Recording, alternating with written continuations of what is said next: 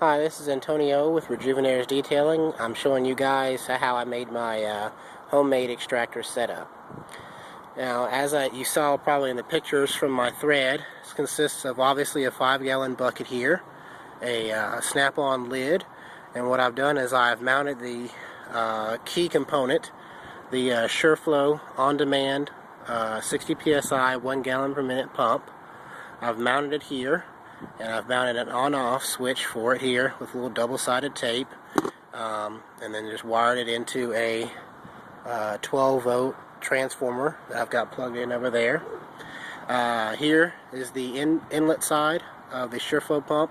This SureFlow pump is great because it can actually run dry, so if you run out of fluid, you're not going to burn up your pump, and it also is self-priming. You don't have to do any complicated crap to get the water flowing.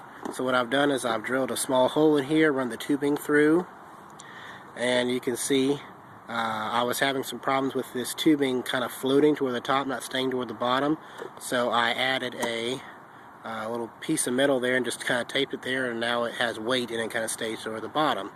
And right next to it you can see the bucket heater that I kind of made a little slit here in the lid where I can slip it in and out if necessary, if I wanted to use it for something else.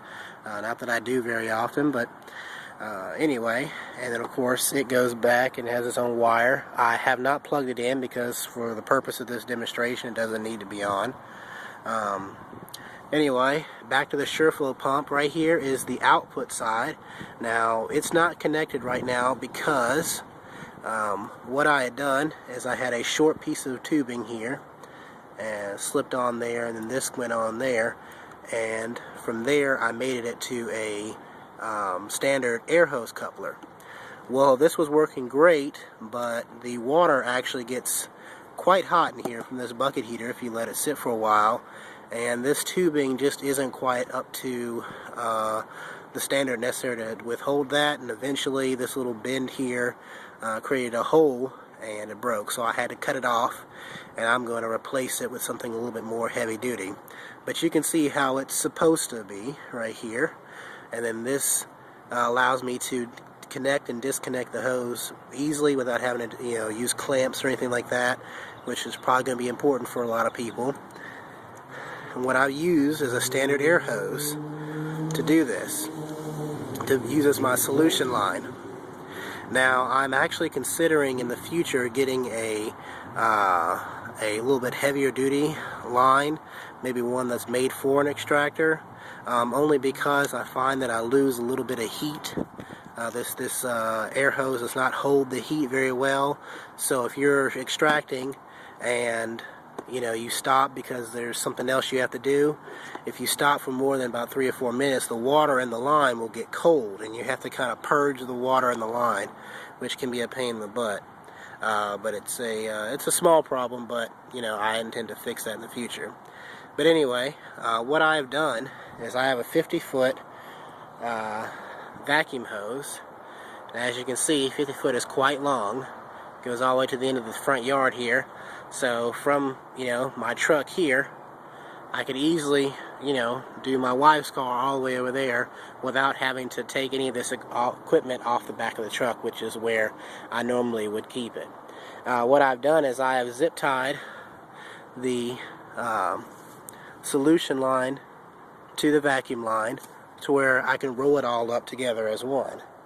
And so for you guys who already have a shop vac like I did, this is basically all you need to make your homemade extractor setup. You hook this up, and you hook up the solution line, and I'll just show you, even though it's not hooked up, just flip the switch, and that's a nice flow there. And what I'm going to do is I'm going to take you down to the business end, if you will.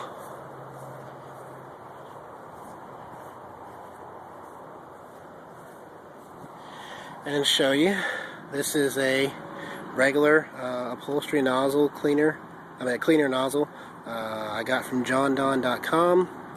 Again, I took these standard quick connect they came with and put a air hose one on there because air hose was just cheap and quickly available to me. And now it has a quick connect here also. And this looks hard because it is, because I'm doing this one-handed. Hold on a second.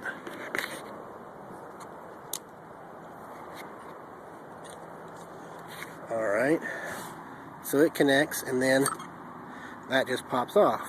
And so what I can do is I can put on a standard claw tool, slip that in there, or a crevice tool, slip it on there without having to do anything else to my line.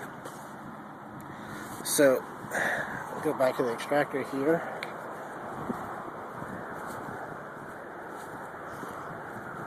And so I can tell you that this is really handy to have. I don't have to pull any vacuums out or anything like that. I just unroll my hose and get to work. So hopefully this kind of explains the concept a little bit better. Makes it easier for you guys to understand. And I've already told you some of the upgrades I plan on doing. Upgrading the line to something with a little bit more insulation in it to hold the heat.